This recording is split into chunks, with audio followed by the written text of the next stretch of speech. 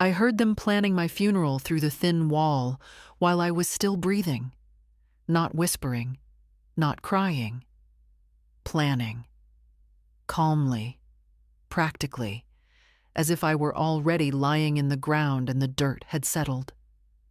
I remember staring at the ceiling, my breath shallow from the fever, thinking, so that's how quietly a life can be erased, in the next room, by your own blood. The house was old, and the walls were thin enough to betray anyone's intentions. I'd always thought that made us closer, that a family shouldn't need thick walls. What a foolish woman I'd been. At 79, you'd think you stopped being naive.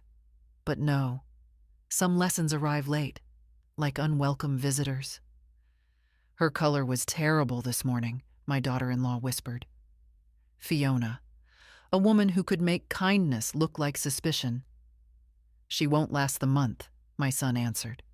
My Thomas, my only child. His voice had that irritated edge, like even my potential dying was an inconvenience. We need to get the house sorted before the market dips again. The house. Always the house. Never me. I lay still, afraid they'd hear the ragged turn of my breath. I wasn't dying. Not tonight. Not soon. I'd been sick for 2 days, nothing more. But to them, that was enough to start dividing what I'd spent my entire life building with Arthur, my late husband. I could almost hear him now, that gentle, stubborn man. Be careful, Marielle. People reveal themselves when they think you're not listening. I listened, and it hurt. Do we need to call the lawyer? Fiona asked. No, Thomas said. She already signed the papers last month. My stomach tightened. Papers? I'd signed something, yes. But he'd told me it was about simplifying utilities, nothing serious. My hand had shaken then, but he'd been patient, as if doing me a favor. God, how blind I'd been. And the funeral? Fiona added softly, almost sweetly. Nothing extravagant. She'd prefer something simple. He chuckled. My son chuckled. Simple is good and fast. No delays. The sooner the house is free, the better. My throat closed, not from fever, but from a truth so sharp it felt like broken glass.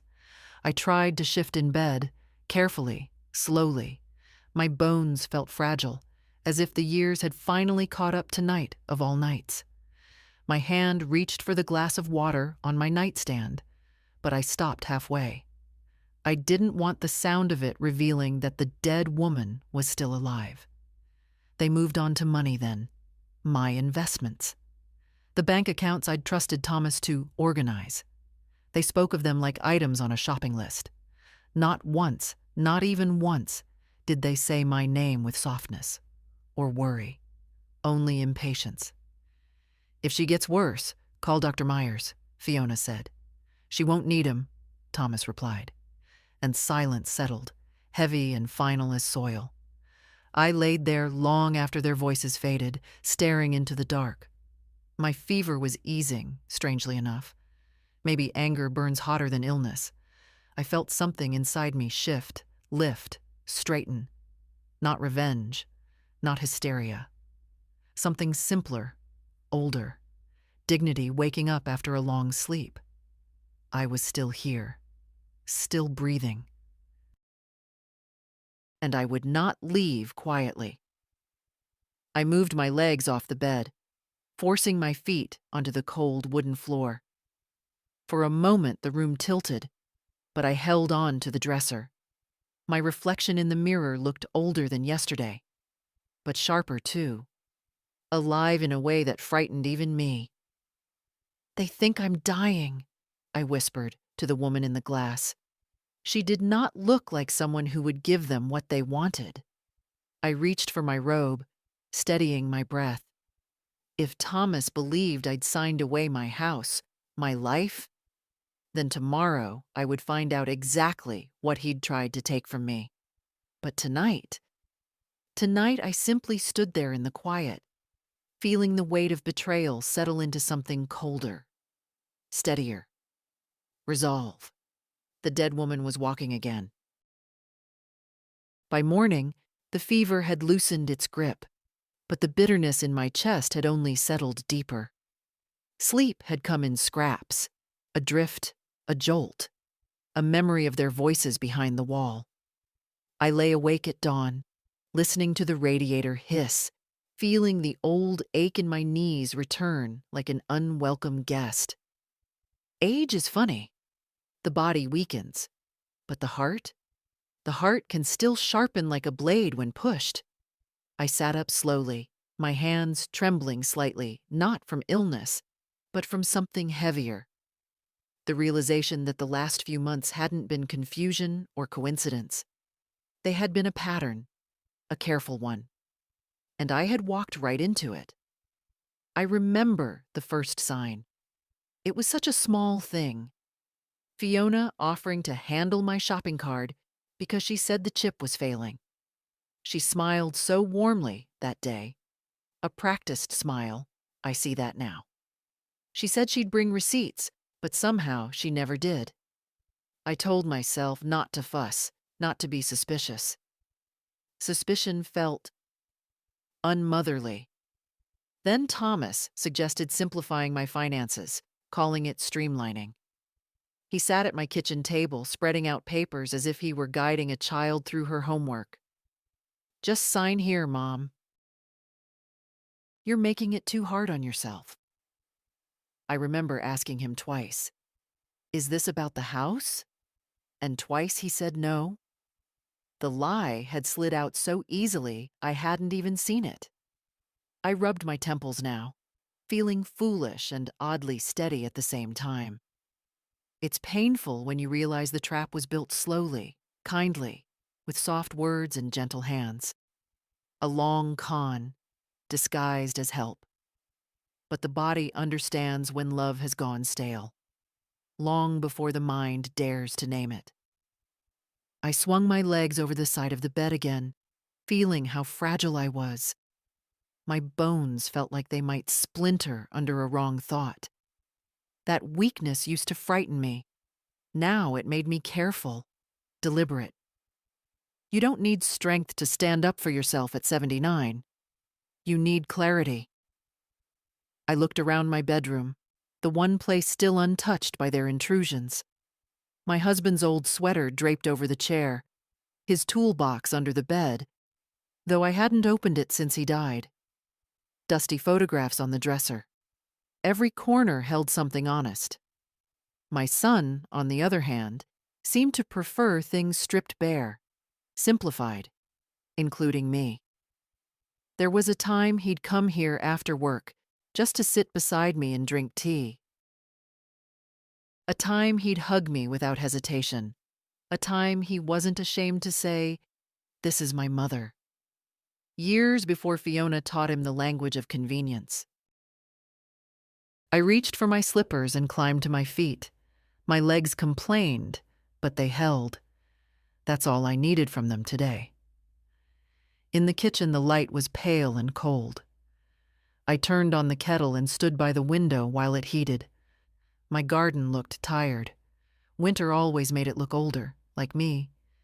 But beneath all that gray and brown, the roots were still alive. Waiting. Preparing. That's what I felt like now. A quiet root waking under frozen soil. As I poured the tea, I thought of the documents Thomas had mentioned. Papers I had signed with trust. The way a mother signs a permission slip for a child going on a school trip. But I wasn't signing for a child. I was signing away pieces of myself. I remembered the day he'd insisted I give him a house key. He said he wanted to check on me, make sure I wasn't falling or forgetting things. I'd believed him. I didn't want to think the worst of him. I still don't. But the truth doesn't require my permission to exist. Halfway through my tea, I found myself walking toward the old cabinet in the hall, the one with the stiff drawer Arthur used to curse at. I pulled it open and began digging through the folders. Tax returns, insurance papers, medical forms, all the usual clutter of a long life. And then I found the folder I didn't recognize. New, thick, labeled in Thomas's handwriting. My fingers hesitated on the cover. I don't know why. Fear, maybe.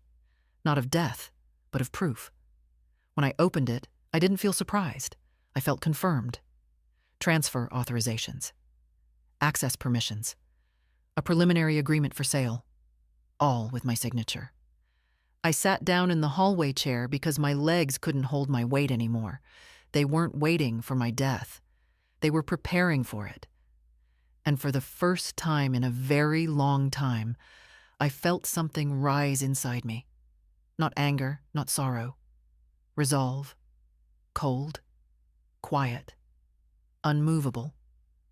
Tomorrow, I would call the bank. Tomorrow, I would call a lawyer. Today, I would simply breathe. Because I was still alive. And that was enough to ruin their plans. By noon, my hands had stopped trembling. Not because the shock had faded. It hadn't. But because something inside me had settled. Like mud sinking to the bottom of a glass after years of being stirred. Betrayal, once named, becomes strangely manageable. You stop flinching and start thinking. I sat at the kitchen table with that folder Thomas had so neatly prepared for me. My death, organized with office supplies. The papers were spread in front of me like a map of how I'd been handled, guided, pushed. Every signature of mine looked unfamiliar, like it belonged to someone tired, someone who trusted too easily, someone who didn't believe her own child would ever deceive her. I closed the folder. I didn't need to stare at my own mistakes any longer. The first real step was simple. Stand up. My legs protested, but I rose anyway. I wrapped my scarf around my neck, an old woolen thing I'd knitted decades ago, and walked to the door. I didn't bother telling Thomas or Fiona that I was leaving. I didn't owe them explanations. If anything, they owed me years of them. Outside, the air was sharp, biting at my cheeks. I hadn't felt cold like that in a long time. It woke me. That was good. I needed clarity today. The bank was a 15-minute walk, 15 minutes that used to feel short when Arthur was alive and long ever since. But today, the distance felt like a boundary. Every step away from the house made me feel less like prey and more like the woman I used to be. The one Arthur trusted to handle bills and decisions. The one who ran our little carpentry business books for 20 years. I wasn't always this helpless thing they sculpted me into. Inside the bank, warm air and the smell of printer ink greeted me. A young clerk looked up, surprised, as if old women only came here accompanied. "Good afternoon, ma'am. How can I help you?" "I need to review all accounts associated with my name," I said. "All automatic transactions. All authorizations. Everything." She blinked at the firmness in my voice. People my age aren't expected to have firmness. We went through the security steps, and then she began clicking through the accounts. With every screen she opened, her eyebrows climbed a little higher. "Mrs. Hunt, there are several recurring transfers here, large ones, and a standing authorization under someone named." "My son," I finished. She nodded slowly. "Would you like to suspend these?" "No," I said. "I'd like to cancel every single one. Permanently." For a second, the girl stared at me with something that looked like respect. Then she began typing. I watched each item turn red on her screen. Disabled, revoked, terminated. With each click, my chest felt lighter. "Is there anything else, Mrs. Hunt?" she asked.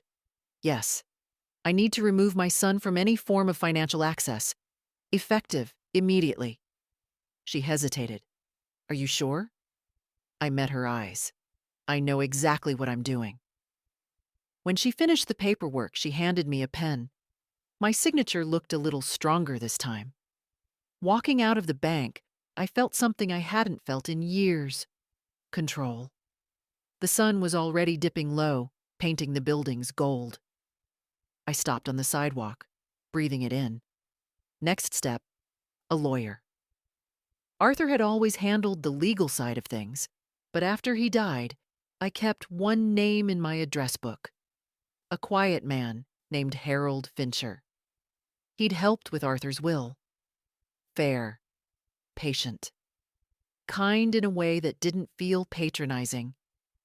I hadn't spoken to him in 8 years, but suddenly I remembered the steadiness in his voice.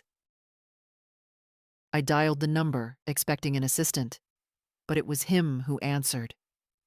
Mrs. Hunt, he said after a pause, long enough to show recognition. It's been a while. Yes, I said, and I'm afraid I need help again. Urgently. His tone changed immediately, professional, focused. What happened?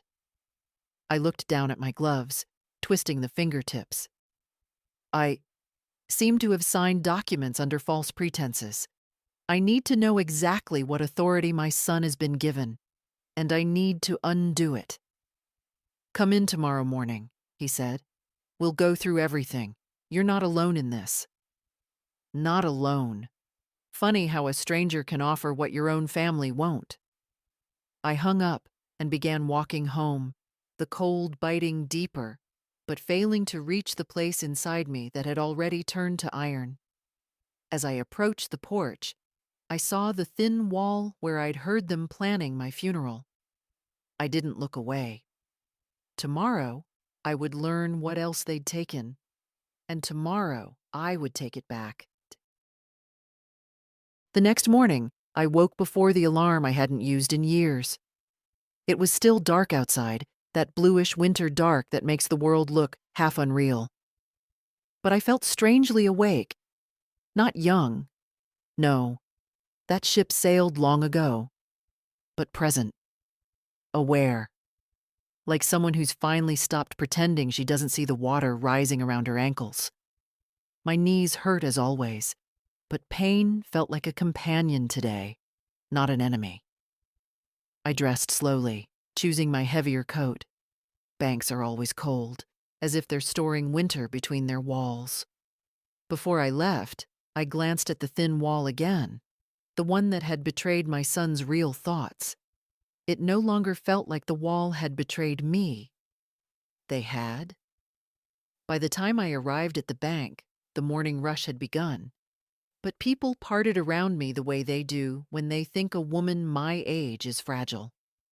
I used to shrink under that kind of attention. Today, I walked straight through. The same young clerk from yesterday recognized me. Her posture straightened immediately. Respect again. But this time, it didn't make me feel embarrassed. It made me feel steady. Mrs. Hunt, she said softly, our back office processed your request. All authorizations tied to your son's name have been removed. There is one more thing we need to review with you. She led me to a small, glass-walled office. I sat down carefully, folding my coat beside me. There are transactions here, she continued, pulling up the screen. Regular ones, to companies connected to your daughter-in-law. Household services, contractors, maintenance subscriptions. Most of them unnecessary. Many unusually expensive. Of course they were. Of course. How many? I asked. A total of 23 recurring payments, she said. All drafted from your accounts. My jaw tightened. I wasn't surprised, but seeing the number made something cold settle deeper in me. Cancel everyone, I said. Permanently. And if anything comes through under those names again, block it automatically. Yes, ma'am. She typed quickly. Each canceled line felt like a knot loosening in my chest. While she worked, she added gently, "If you don't mind my saying, it's good you came in. These patterns, they often go unnoticed for years." I didn't look away. That's exactly what they were counting on. When it was done, she handed me a folder with updated account summaries. Thin. Clean, finally, mine again. I thanked her and stepped outside. The cold air stung my face, but I welcomed it. I needed that sharpness, a reminder to stay awake. On the way home, I stopped by the small grocery store.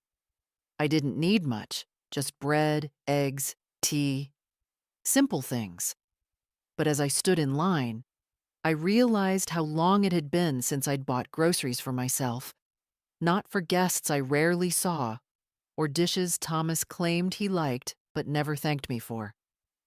An entire life can become service before you notice it's no longer love. Back home, I made tea and sat at the kitchen table with the new folder. No more hidden drafts.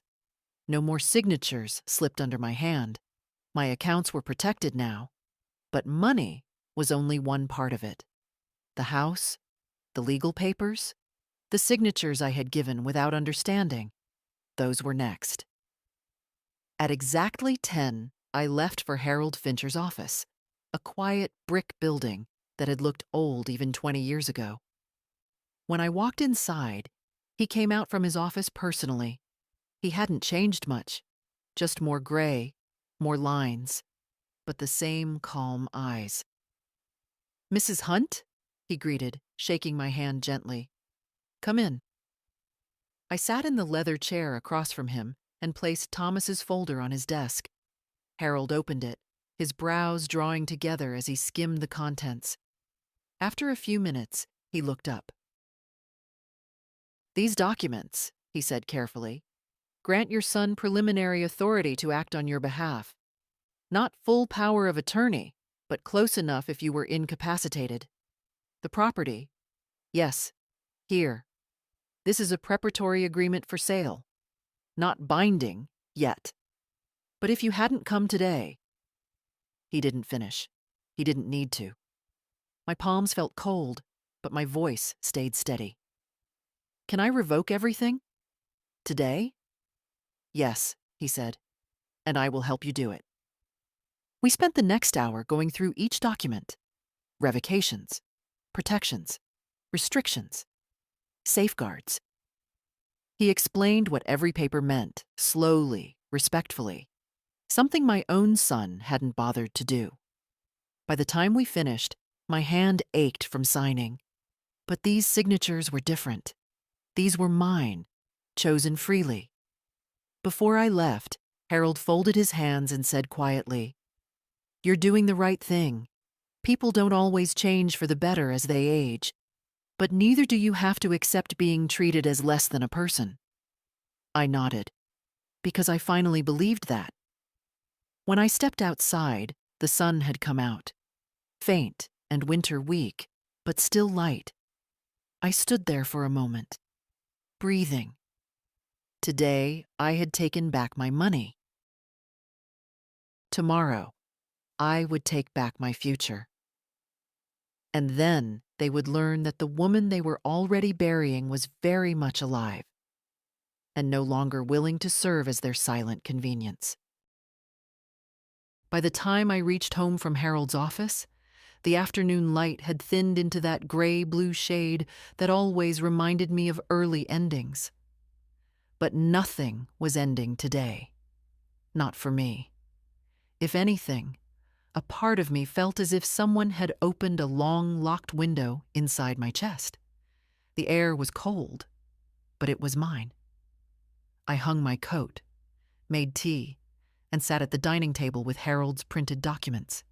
He'd been patient, steady, and clearer than anyone had been with me in years. When you get old, people tend to speak to you as if your mind has softened like bread left in the rain.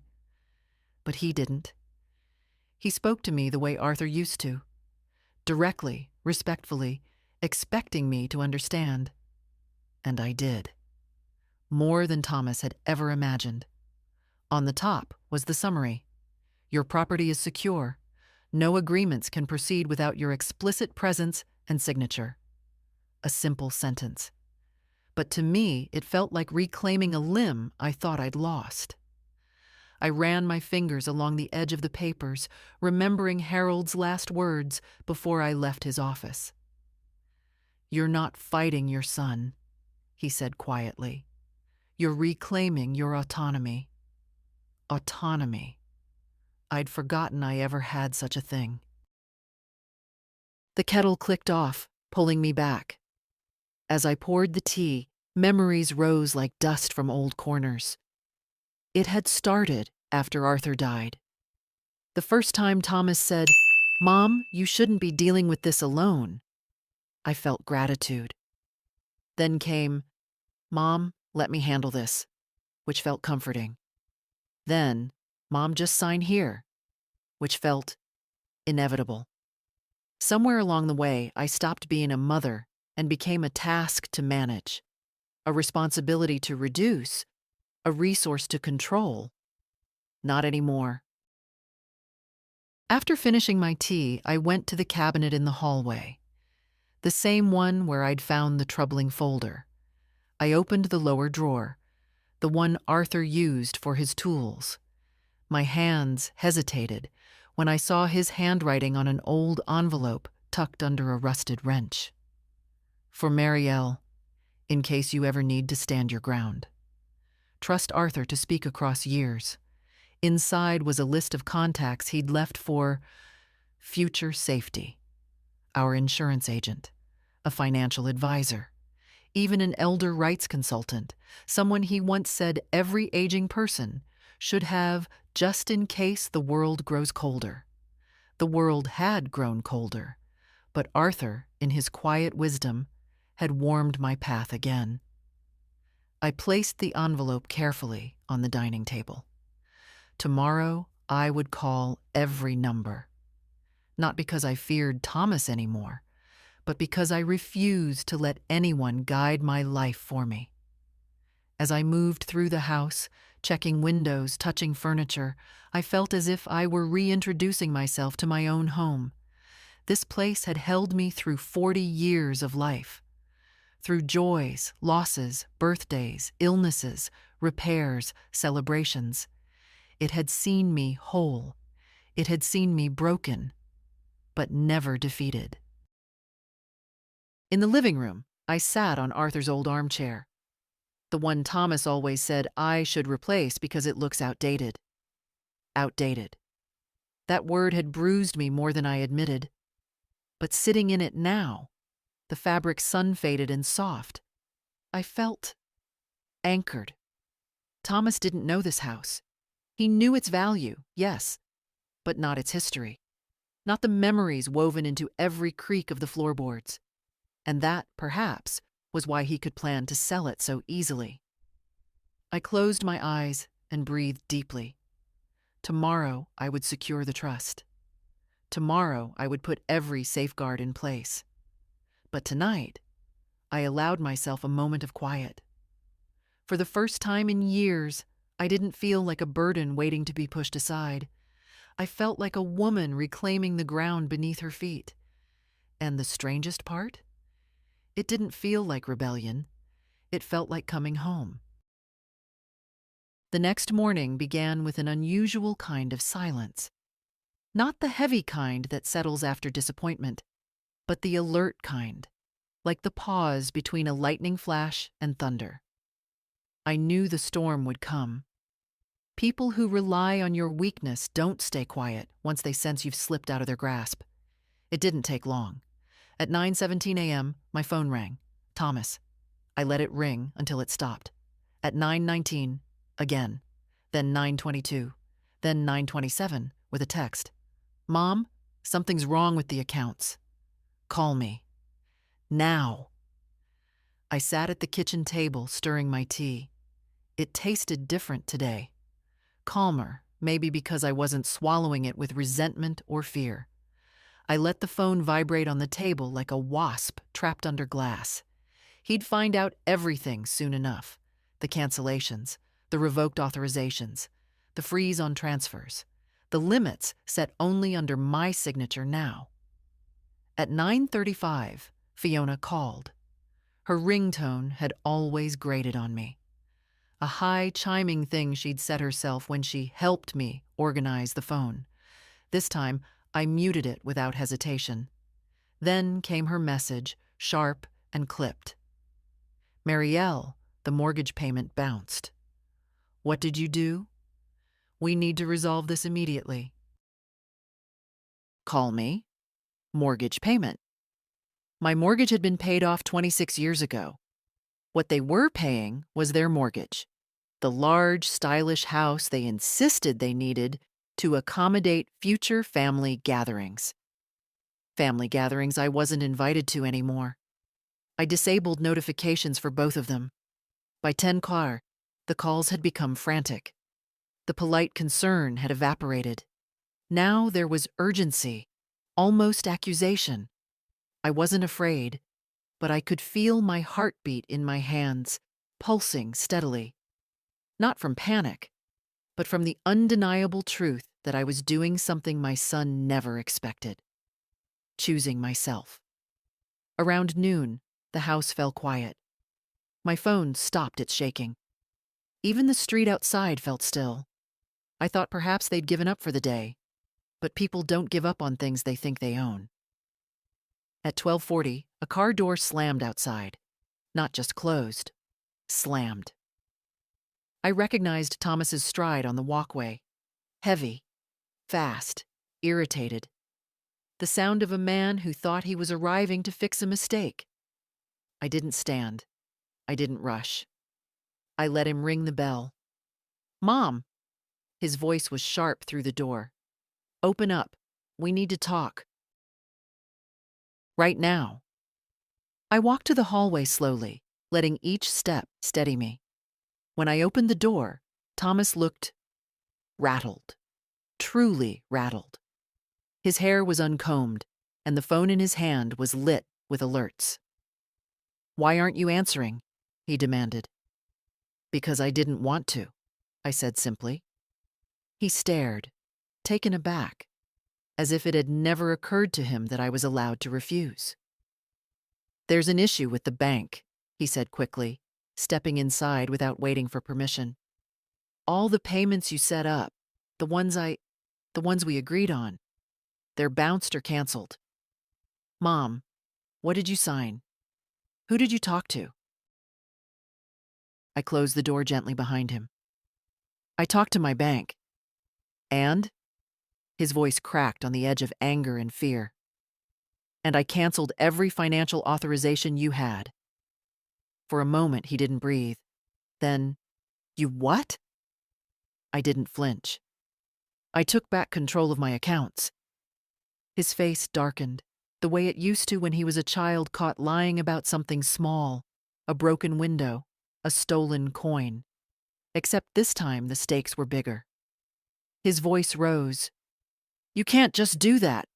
We have expenses, commitments. I told you I'd manage things for you. No, I said quietly. You manage things for yourself. He opened his mouth, ready to spit out another justification, but I lifted my hand. It surprised him into silence. Thomas, I said, you've been using my money to fund your life, not mine. That's not fair. It's true. His jaw clenched. I could see the panic behind the anger. The sudden realization that the quiet old woman he depended on financially had stopped being convenient. You should have told me, he muttered. I shouldn't have had to, I replied. He looked around the house then, not in nostalgia, but calculation. I saw it clearly, maybe for the first time. The walls, the furniture, every corner of this place. He didn't see my life in them. He saw assets, numbers, a future payout. And now he was realizing it wasn't his.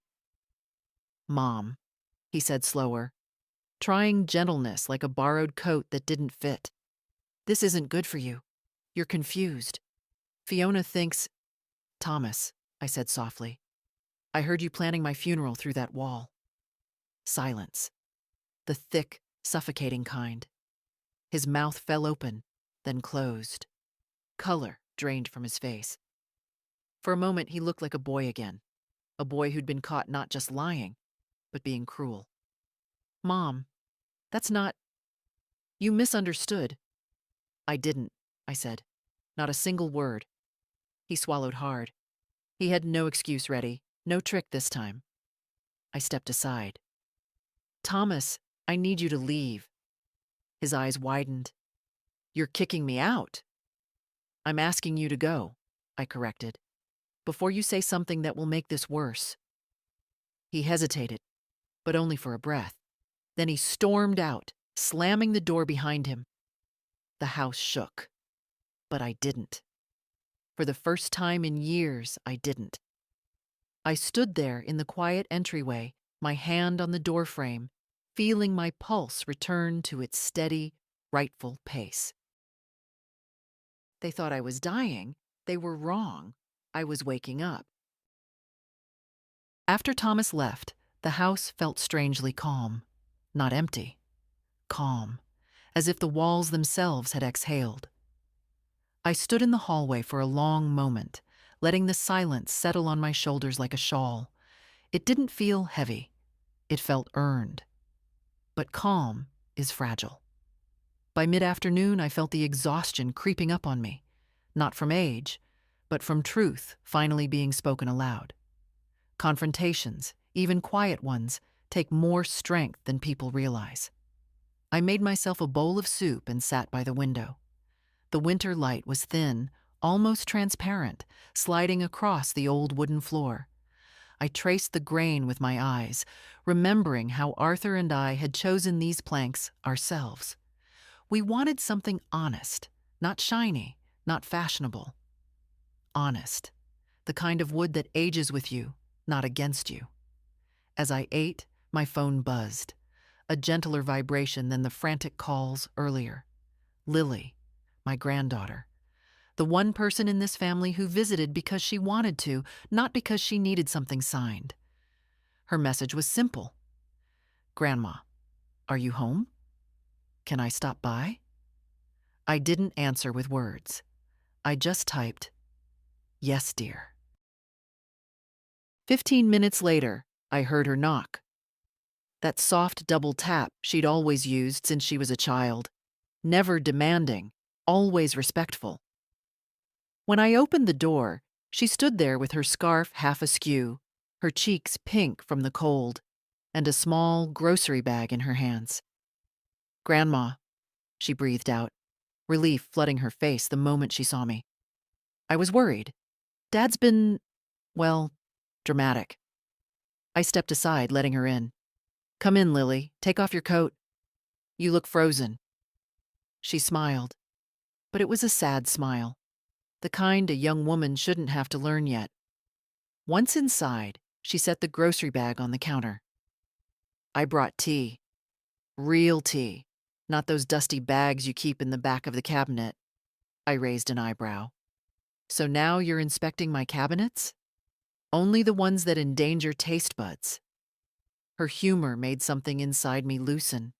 Something clenched since the night I heard my son planning my absence from the world.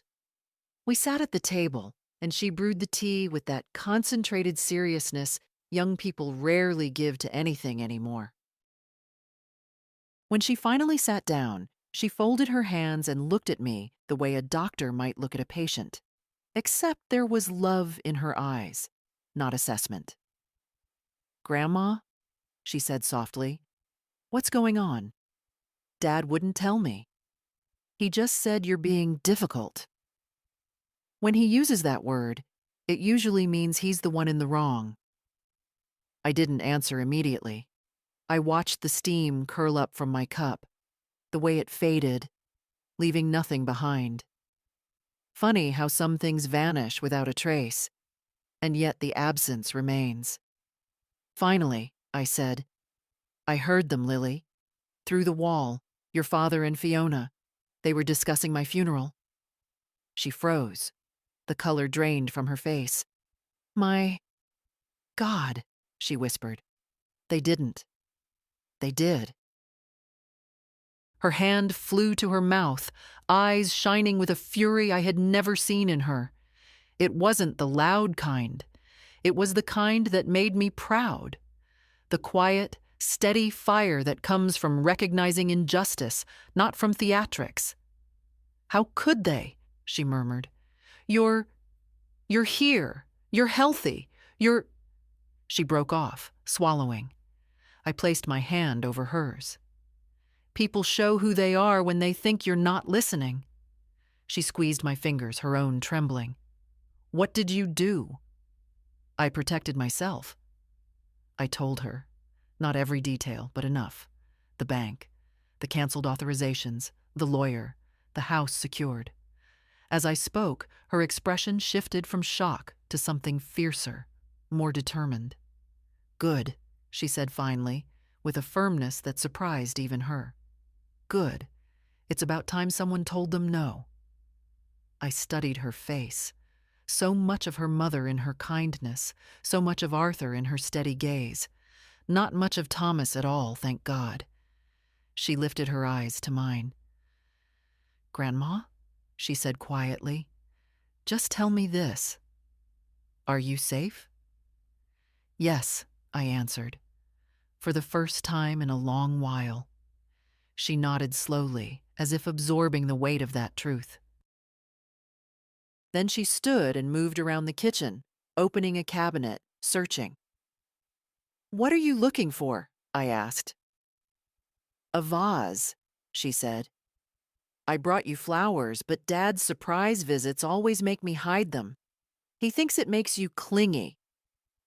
I nearly laughed, not because it was funny, but because it was absurd how blind Thomas had become to what matters. She found the vase, rinsed it, arranged the small bouquet she'd brought. Winter greenery with a few white chrysanthemums. Modest, thoughtful. Not the kind bought out of duty, but out of affection. When she placed them on the windowsill, the room brightened just a little. We didn't talk much after that.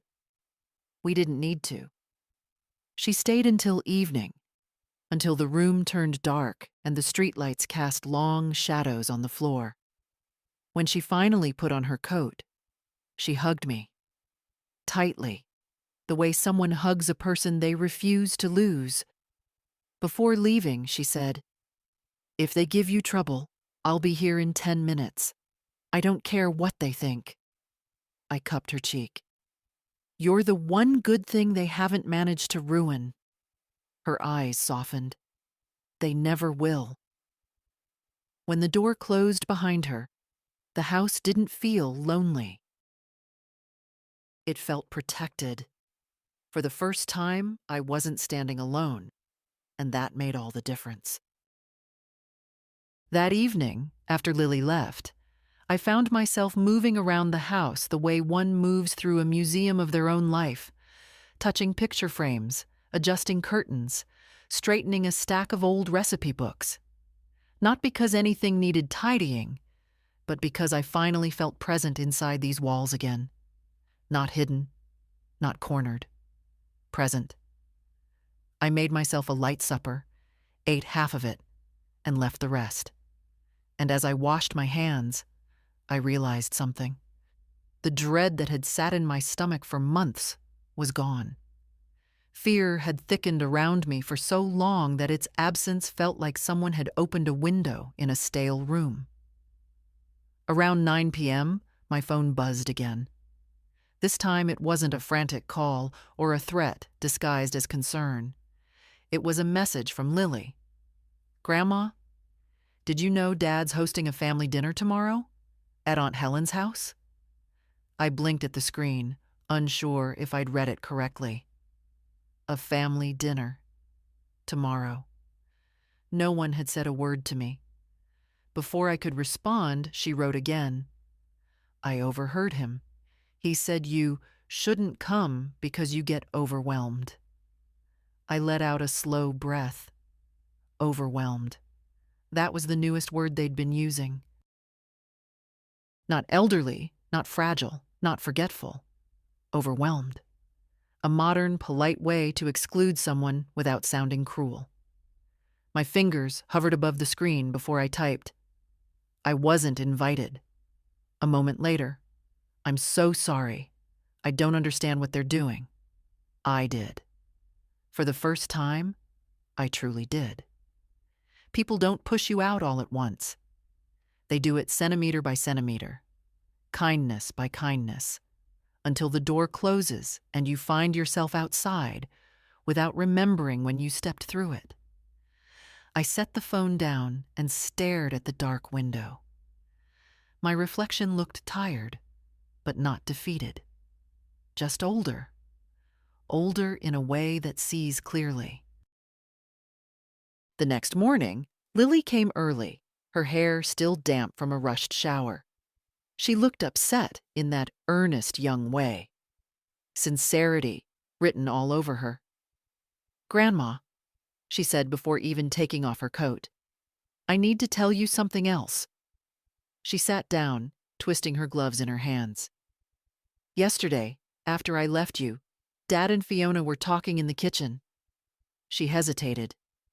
"They said they hoped you wouldn't show up to the dinner because it might cause tension. And Fiona said—" She stopped, shaking her head. "Go on," I said quietly. "She said that ever since you started acting difficult, they needed to reevaluate how involved you should be." Acting difficult. Funny how quickly people label you once you stop obeying. "And," Lily added in a smaller voice, "Dad said that maybe it's better if you keep to yourself for a while, until you're calmer." I felt something inside me go very still. Not broken, just still. I reached across the table and took her hand. "Thank you for telling me, dear." She squeezed my fingers. "I don't want them to hurt you anymore." "They won't," I said. "Not anymore." We sat like that for a long moment. The kind of silence that settles between two people who've chosen honesty over comfort. Finally, Lily exhaled and said, "Are you going to the dinner?" "No," I said. "I'm not going anywhere. I'm unwanted." She nodded, her eyes softening with relief. "Good." Before she left, she hugged me tightly. "You don't deserve any of this." I stroked her hair. "None of it defines me." When the door closed behind her, I looked again at my faint reflection in the window. Excluded, undervalued, silently erased, but not anymore. Let them gather without me. Let them celebrate themselves. It only made one thing clearer. I was no longer part of their plans, and I no longer needed to be. The morning of the so-called family dinner came colder than usual, the kind of cold that settles in the joints before it settles in the air. I moved slowly, careful with my knees, making tea and folding a small stack of towels. Ordinary tasks, familiar ones. I found comfort in them. But around noon, a strange heaviness began to gather in the house, the kind you feel before someone knocks on your door. And sure enough, at 12:47, I heard a car pull into the driveway. Not Lily's soft steps, not her gentle knock. Fiona. Even through the curtain, I recognized her coat, that expensive beige thing she never stopped bragging about. I didn't rush to the door. I let her ring. Twice. Then a third time. Sharper. Finally, I opened it. "Marielle," she said, her smile tight, brittle. "We need to talk. Not may I come in. Not how are you feeling. Just entitlement wrapped in politeness." "No," I said calmly. "We don't." Her eyes widened. She wasn't expecting resistance. She never did. She drew in a breath as if preparing to perform concern. "Thomas told me you've been confused lately, and that you've been making rash decisions with your accounts." I met her gaze. "I've been making decisions, yes, not rash ones." She stepped closer, one heel on the threshold. Then let me come in so we can fix this misunderstanding before dinner tonight. I placed my hand on the door, barring her way. There is no misunderstanding, Fiona. Her lips pressed together. She lowered her voice. You're putting us in a very difficult position. The mortgage, the insurance payments, the contractor. That's your position, I said. Not mine. She bristled, a flash of real irritation beneath the act. You know we've been helping you, managing things you can't handle alone. What I know, I answered, is that you and Thomas depended on me far more than I ever depended on you. Her shoulders stiffened. This isn't appropriate. We're family. No, I said softly. We're relatives. Family behaves differently. The words stopped her cold. A thin silence stretched between us. She opened her mouth, closed it again, then finally said, You're making a mistake, Marielle. You're letting Lily put ideas into your head. I felt a steadiness rise in me, quiet, but firm. Lily hasn't put anything anywhere. I heard you both with my own ears. Her face drained of color for a moment, then flushed in blotches. He told you about that? He wasn't supposed to. He didn't tell me, I said. I heard you, through the wall, the night you discussed my funeral. Her jaw fell open, and just like that, the mask slipped. Not completely, but enough. That, she stammered, that was taken out of context. There's only one context, I said. You thought I wouldn't live long enough to hear the truth. She swallowed hard. Her voice shifted, colder now. Thomas is distraught. You're punishing him. For what? For being responsible? I held her gaze steadily. I'm not punishing anyone. I'm protecting myself. She stared at me, anger simmering beneath her forced composure. Finally, she straightened her coat. If you don't undo what you've done, she said, you're going to make things very uncomfortable for everyone. I let her words settle in the air. Fiona, I replied gently, things were already uncomfortable. I just stopped pretending not to notice. She inhaled sharply. Fine. Have it your way. But don't expect Thomas to keep fixing things for you. I never asked him to, I said, and I won't start now. I began to close the door. She stepped back, flustered, caught between outrage and disbelief. We'll talk later, she said finally, forcing a brittle smile. After the dinner. There's no later for this conversation, I answered. Good day. And I closed the door. Firmly, not angrily. Just, finally. For a long moment, I leaned my hands against the wood, breathing in the quiet that returned to the house like a loyal companion. The silence felt different now. Not emptiness, but peace.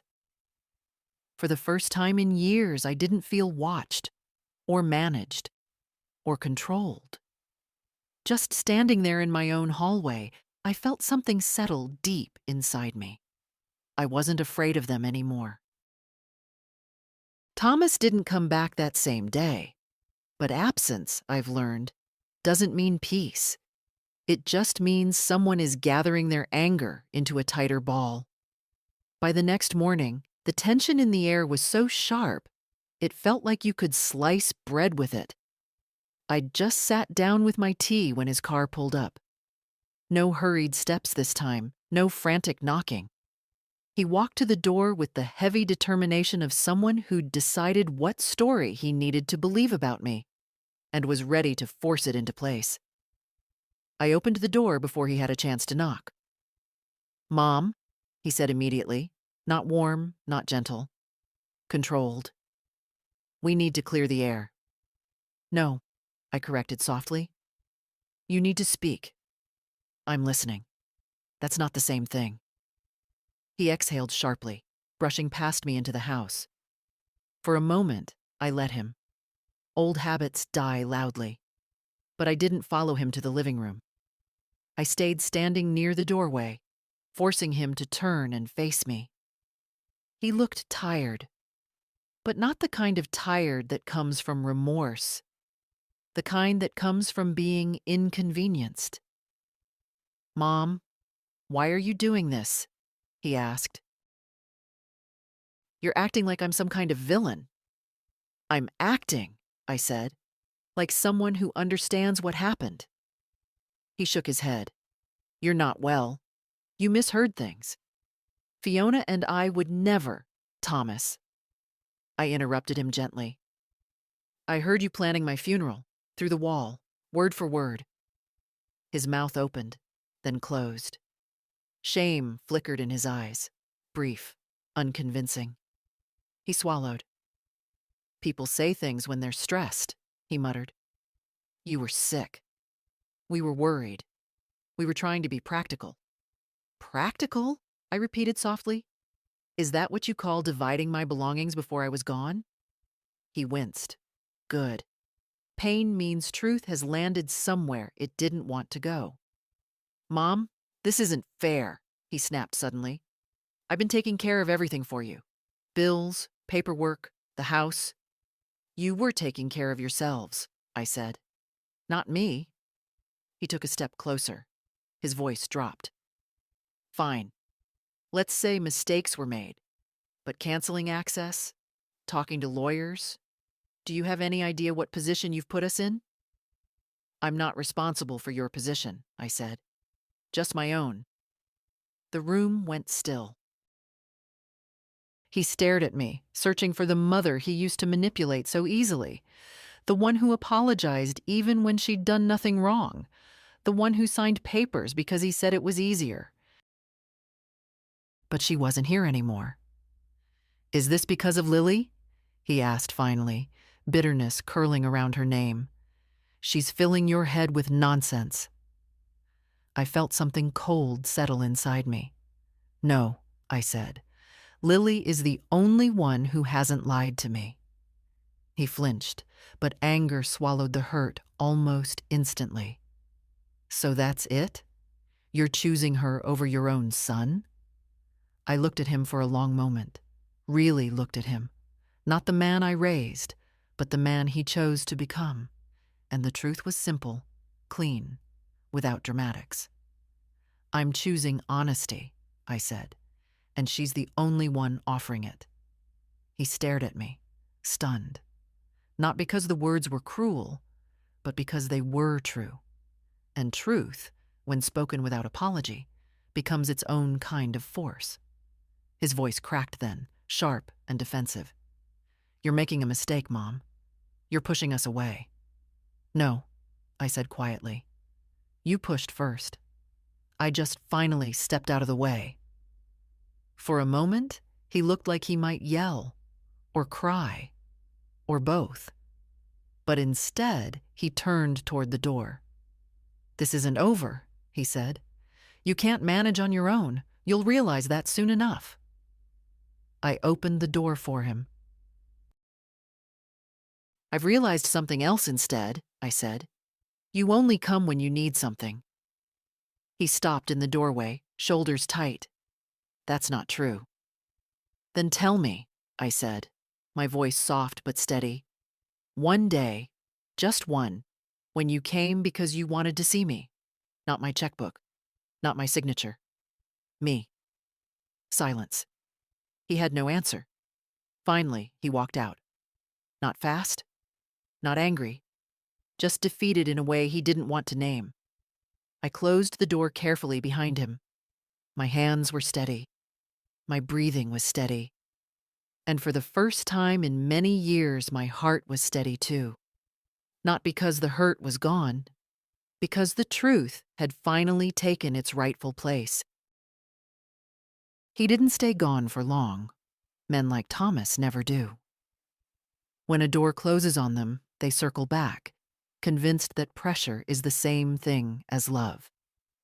By evening, the sky had dimmed into that dull winter violet, and I'd finally settled into my armchair with a blanket across my lap when the phone rang again.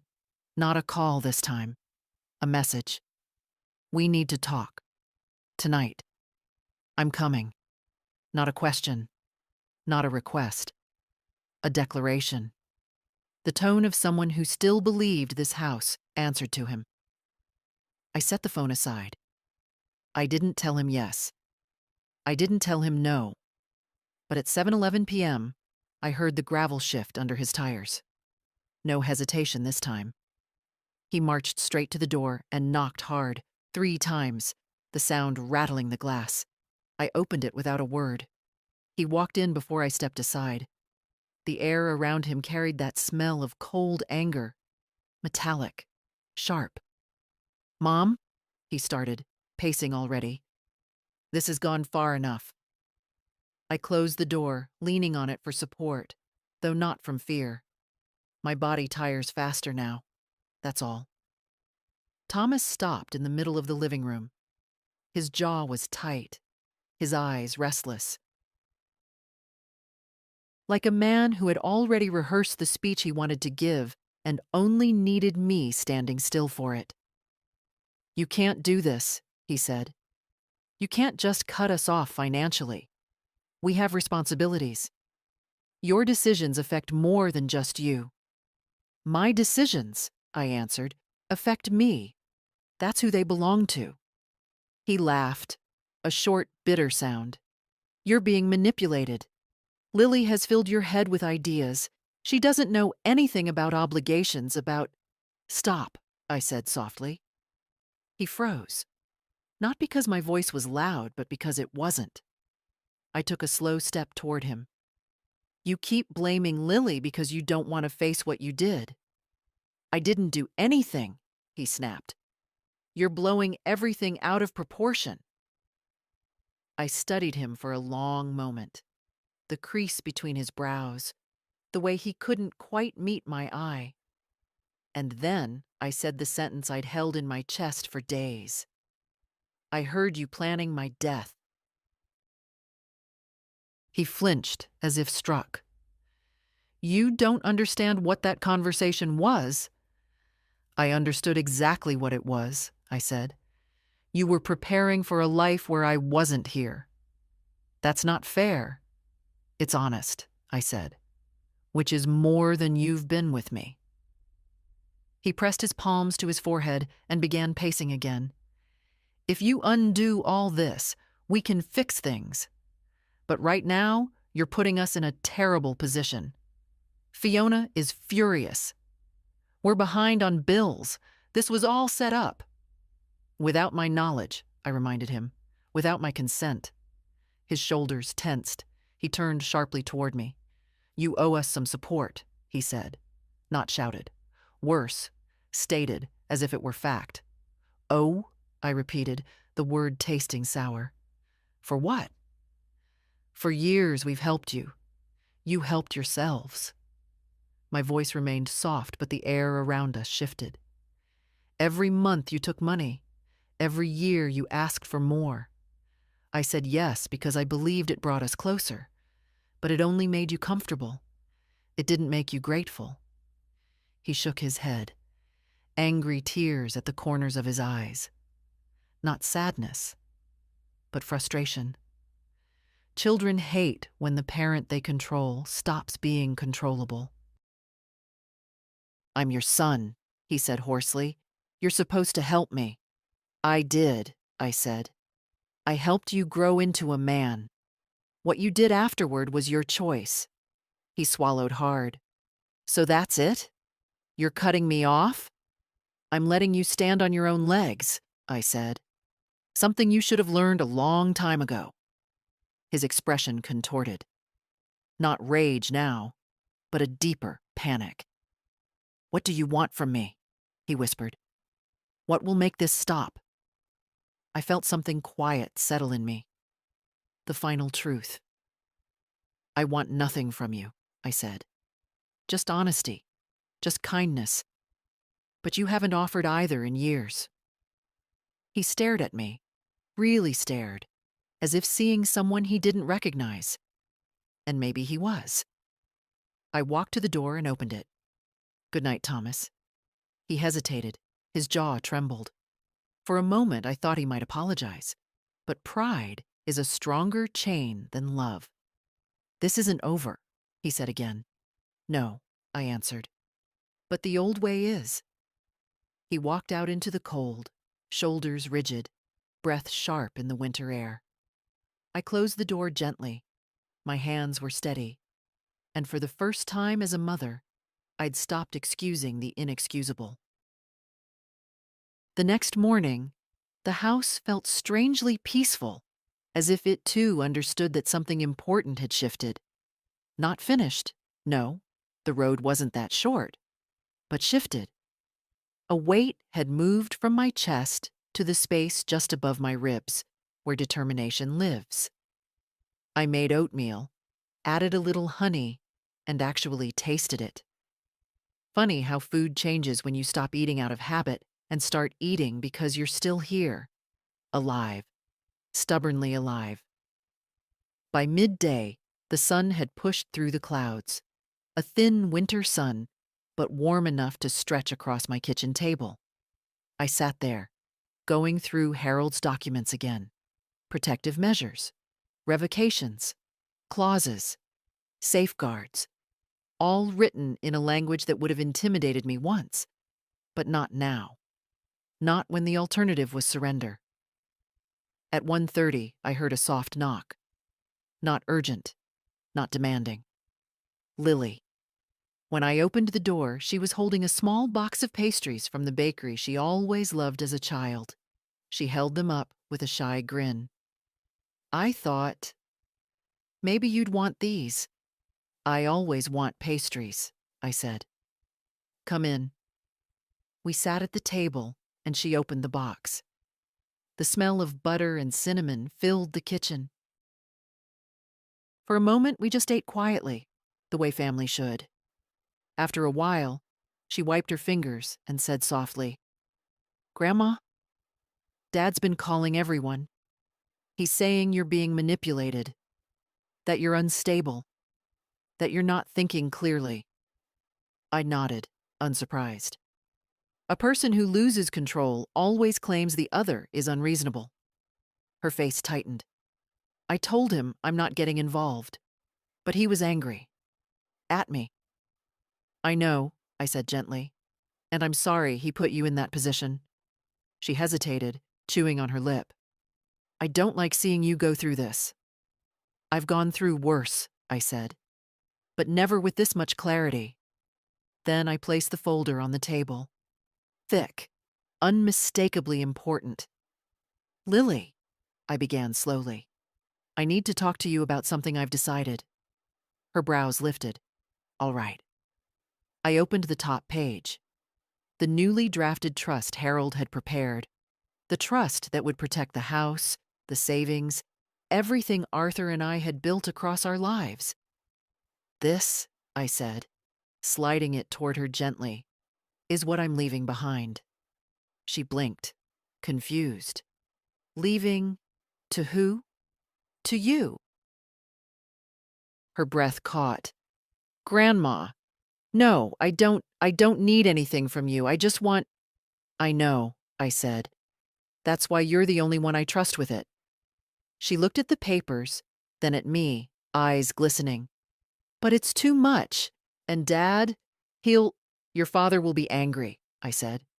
"Yes. But his anger is not a reason to reward his neglect." Lily swallowed, a tear slipping down her cheek. "I don't want to hurt him." "You aren't," I said.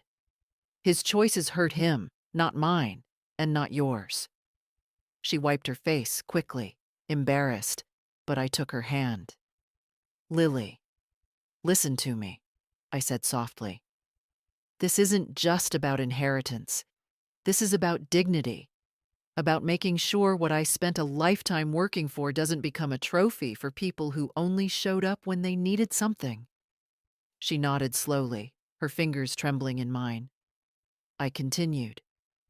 "The trust protects the house, protects the funds, protects me while I'm alive. And you, once I'm gone.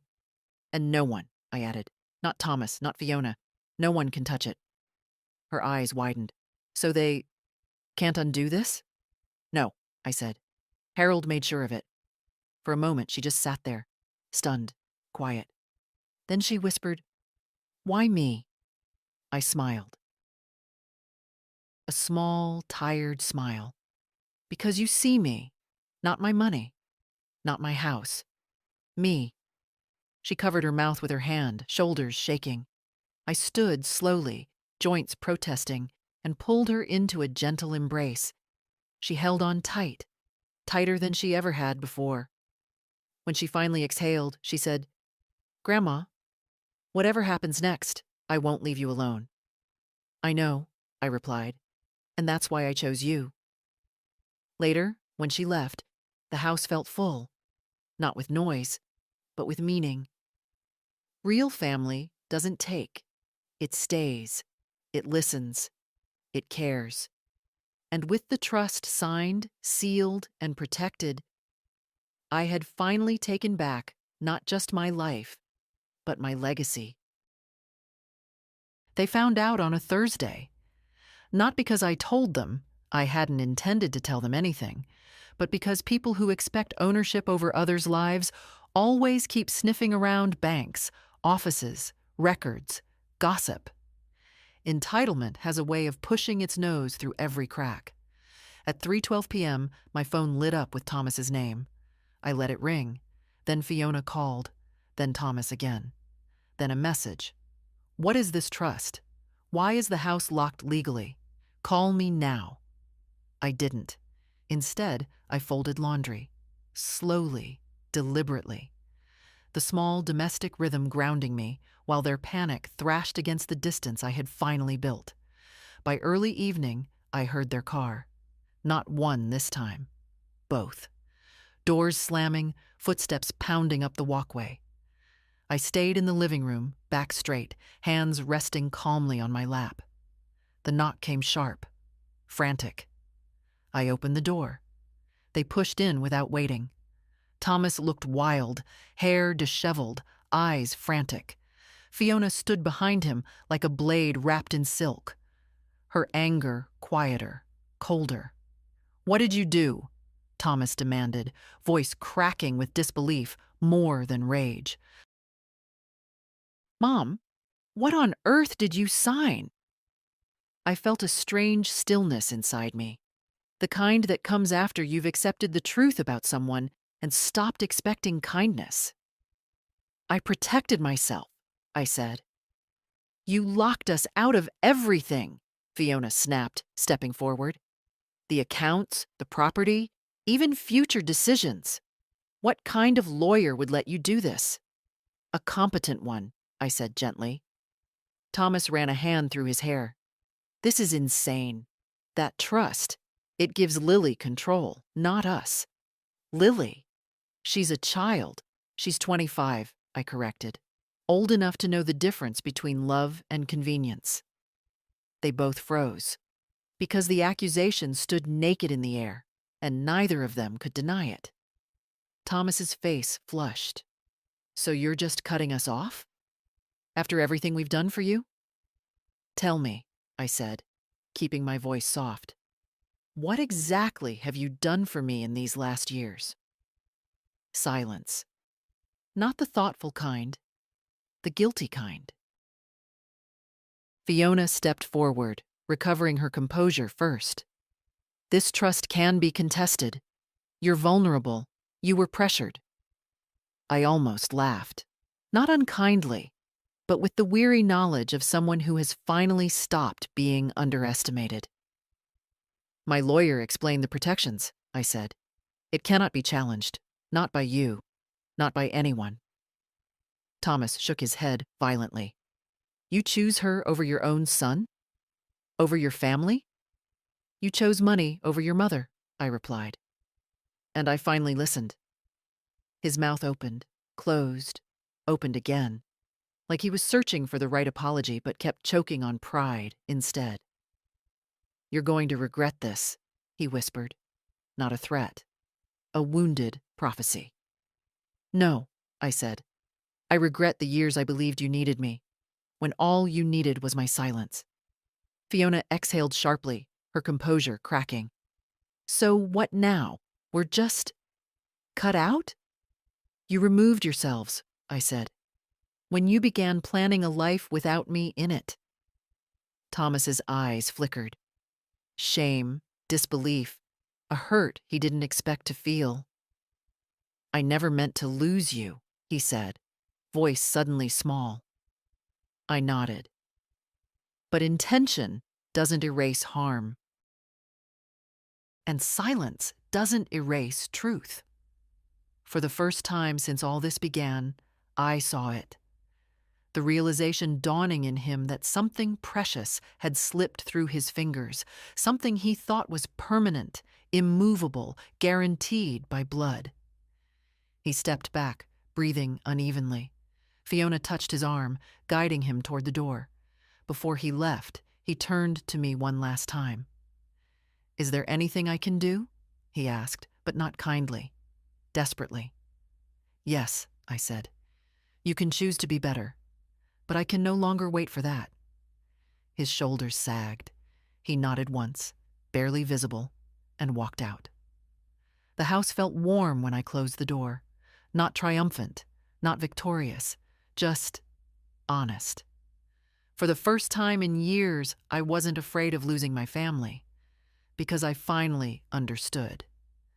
A family that must be protected from your boundaries is not a family you truly have. The day after their visit, the house felt strangely lighter. Not happier. No, happiness isn't something that returns overnight, but unburdened. Like a room where a heavy piece of furniture has finally been carried out, leaving space you didn't realize you needed. For the first time in weeks, I woke without dread tightening my chest. I made toast, drank my tea while it was still warm, and opened the curtains to let in the pale winter sun. The world outside looked exactly the same as it had before, yet I saw it differently. Perhaps that's what reclaiming your life feels like. Familiar things become honest again. I spent the morning walking through the house, not out of worry, but out of care. The radiator in the hallway needed bleeding. Arthur used to do it. But I managed slowly, with the little wrench he left behind.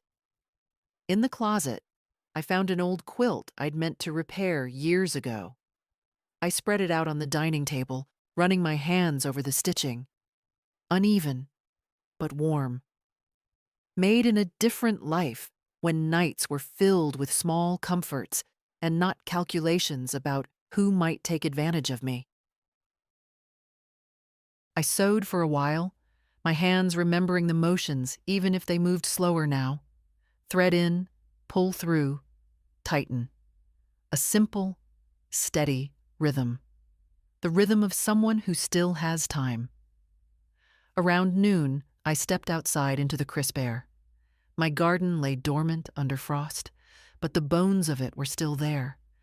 The hydrangeas Arthur planted, the stubborn lavender that refused to die, the row of stones Lily and I set together when she was 10. I took my pruning shears and trimmed a few brittle stems, not because it would change much in winter, but because tending to living things, even sleeping ones, reminds you that you, too, are still living.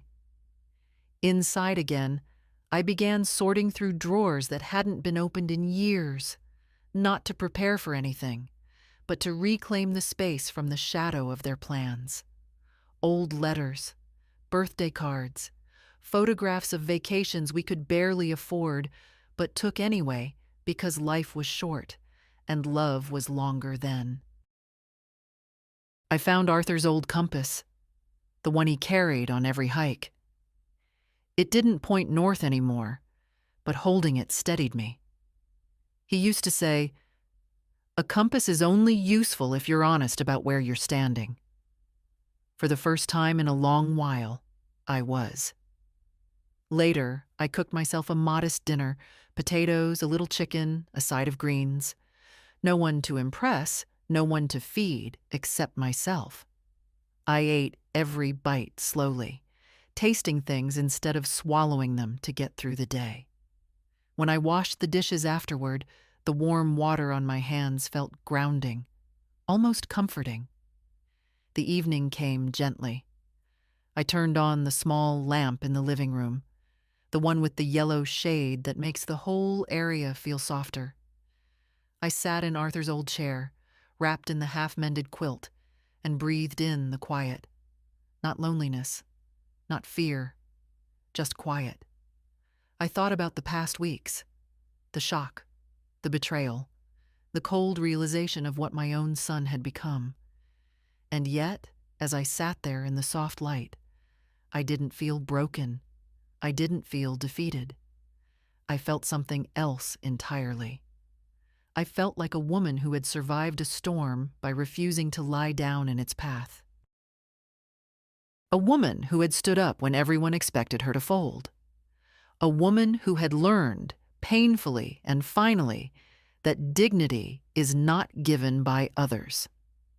It's reclaimed from their neglect. Before going to bed, I walked through the house one last time, turning off lights, checking locks, a small ritual of safety, a ritual of belonging. When I reached my bedroom, I paused at the doorway and whispered, almost to Arthur, almost to myself, "I'm still here, and I'm still mine." Then I turned down the covers, lay my quilt across the foot of the bed, and let sleep come naturally, without fear hovering beside it. For the first time in a very long time, it came gently. In the days that followed, life didn't suddenly become sweet or simple. I still woke with aches in my hips, still moved slowly in the mornings, still paused on the stairs to steady myself. Age doesn't step aside just because dignity has returned.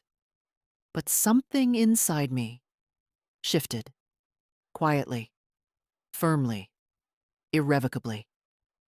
One afternoon, a soft wind swept through the neighborhood, the kind that comes just before spring but still carries winter's breath. I put on my coat and stepped outside. The yard was still bare, leaves matted and brown, but the soil underneath felt softer when I pressed it with the toe of my shoe. A good sign. A reminder that seasons change whether we prepare for them or not. I walked the length of the fence slowly, touching each post the way you touch old friends you haven't seen in years. In my garden bed, the first green tips of my daffodils were just beginning to push through the cold earth. I crouched, careful, and brushed away a bit of debris. "Still fighting," I murmured. To them, to myself. Later, back inside, I brewed tea and settled into Arthur's chair, the half-mended quilt draped over my legs. The house was quiet, but not empty. There's a difference. Empty is a space waiting to be filled. Quiet is a space at peace with itself. I looked at the photographs on the mantel. Some faces gone now, some grown, some unfamiliar to the people they became. Thomas's picture from childhood, 7 years old, missing his front tooth, laughing with a joy that had once come easily. I didn't turn the frame away. I didn't need to. I wasn't erasing him. I was releasing myself. There was no bitterness in me. Not anymore. Bitterness takes energy. And I had spent enough of that on people who mistook me for a resource. Instead, I felt something softer. Sadness, perhaps, but the kind that settles without drowning you. A sadness with room to breathe. As the daylight thinned, I heard footsteps on the walkway, light ones. Then that familiar double tap on the door. Lily. When I opened it, she stood there with a small potted herb. Rosemary. "For your kitchen," she said. "It's supposed to bring strength and clarity." I smiled. I think I'm finally learning that on my own. She stayed for tea, and we talked, not about Thomas, not about legal documents or betrayals, but about her job, her classes, the book she was reading, She laughed easily, the way young people should, and I listened, the way older people learn to, with gratitude for every sound that reminds them life still moves. Before she left, she hugged me tight. "You seem lighter," she whispered. "I am," I said. I stopped carrying other people's choices.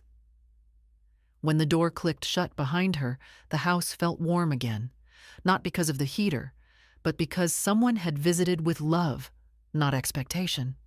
That night, before bed, I stepped out onto the porch. The air was cold, but the moon was full and bright, laying a silver path across my yard. I stood there for a long time, breathing slowly, deeply, letting the past settle in its proper place.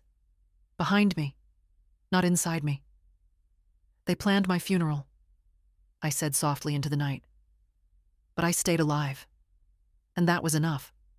Not loud, not angry, just true. And in that truth I felt something I didn't expect at 79 years old. A beginning. A quiet one, but real.